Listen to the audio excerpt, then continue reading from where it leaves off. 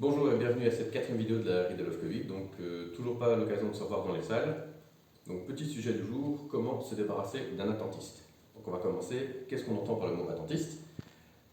Généralement, on va considérer que c'est une personne qui va faire systématiquement une attaque dans l'attaque. C'est-à-dire que vous lancez votre attaque et votre adversaire, plutôt que de chercher à faire une parade et riposter, va directement lancer une attaque, qui est souvent une action suicidaire, mais c'est quelque chose qu'on rencontre énormément en GN, en Trollball, et voilà, dans l'escrime ludique, c'est quelque chose de très commun comme réaction. La personne va attendre que vous fassiez quelque chose, et dès que vous lancez votre attaque, boum, elle attaque, sans chercher à esquiver nécessairement, et sans chercher à parer. Ce qui peut être très frustrant, parce que vous essayez de construire une phrase d'arme construite, vous lancez une attaque, la personne s'en fout, se suicide, et vous tue en même temps. Donc, pour régler ça, on a deux grandes stratégies qu'on va voir ensemble. La première, c'est principalement une stratégie de ça, c'est ce qu'on appelle le contretemps. Donc, le principe d'un contretemps, c'est que vous allez vouloir lancer votre attaque, vous interrompre, faire parade et puis riposter.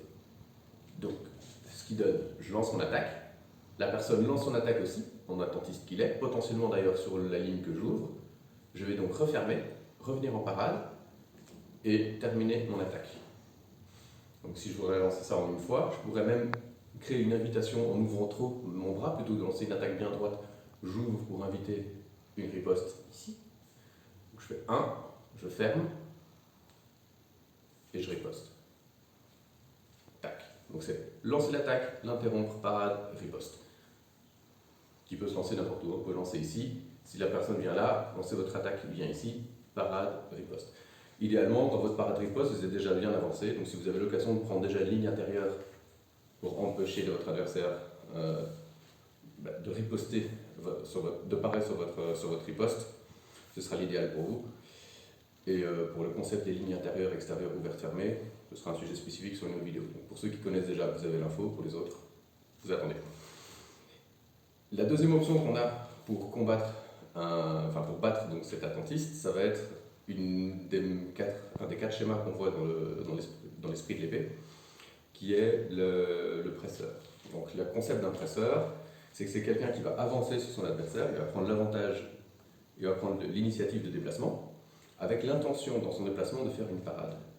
Donc c'est quelqu'un qui va fermer la distance, donc vous allez marcher sur votre adversaire pour entrer véritablement à l'intérieur de sa zone de défense, dans sa zone de confort, et le forcer à réagir. La personne va faire trois choses potentiellement. Potentiellement, il va reculer, idéalement. Meilleur il est, meilleur il récupérera sa distance et il va simplement reculer et reformer de la distance. Normalement, vous avancez, donc vous avez l'avantage dessus. Vous avancez plus vite, on avance plus vite qu'on recule. Donc vous allez malgré tout pouvoir continuer à fermer la distance.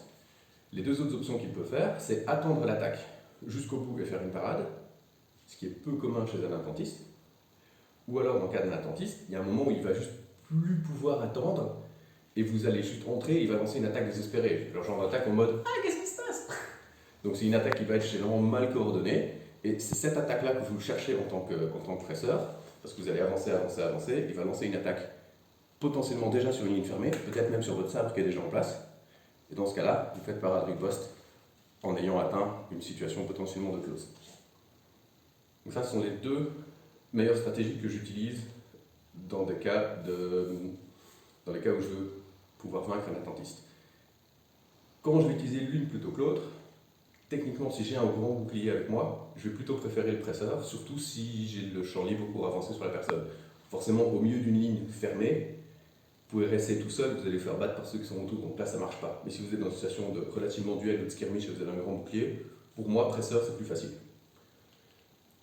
Si vous êtes dans une situation plus trollball, épée simple, etc., votre facteur de protection est moins important, donc presseur est plus difficile comme stratégie à adopter. Et dans ce cas-là, moi je vais préférer un contretemps. Dans tous les cas de figure, presseur comme contretemps, ce sont des techniques qui sont plutôt difficiles. Le presseur vous demande une grande confiance en vous, une grande vitesse dans vos parades et vos ripostes. Donc il faut avoir bien travaillé ça pour être un bon presseur. Et pour le contretemps, il faut une excellente maîtrise du timing pour lancer une attaque qui va provoquer l'attentiste comme vous le voulez, et puis faire votre parade riposte. Et donc de nouveau, il faut une excellente parade, tout en ayant cet excellent timing. Vous pouvez accentuer en ayant un pas de recul avancé au besoin. Voilà, ça c'est pour aujourd'hui. Bonne chance avec ça, et on se voit la semaine prochaine.